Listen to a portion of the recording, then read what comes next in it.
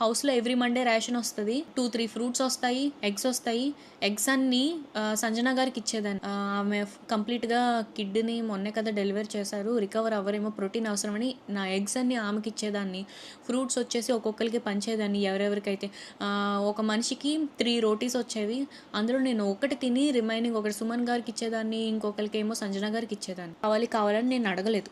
నీ బిహేవియర్కి గల కారణం ఏంటి అని మాత్రం క్లారిటీ కోసం అడిగాను. ఎందుకంటే 4 డేస్ నువ్వు నాతో మంచిగా ఉండి తర్వాత 5th డే నువ్వు వేరే టీమ్ని నేను చూస్ చేసుకున్నానని, బికాస్ ఆఫ్ దాట్ రీజన్ నువ్వు ఇంత మారిపోయావంటే క్లారిటీ కోసం నేను అడుగుతాను. దట్ మీన్స్ బాండ్ కాదు ఇది.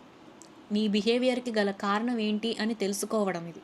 బాండ్ నేను కోరుకోలేదు. ఒక మనిషితో నాకు నిజంగా గొడవ అయితే నేను నెక్స్ట్ డే నేను హగ్ చేసుకోవడం ఇలాంటివి నాకు తెలియదు. నాకు స్ట్రైట్గా ఉండటమే వచ్చు. నాకు గొడవ అయితే నేను మాట్లాడను. అది సరి చేసుకుంటే తర్వాత నేను కామ్గా ఎంతలో ఉండాలో అంతలోనే మాట్లాడతాను అప్పటికి కూడా.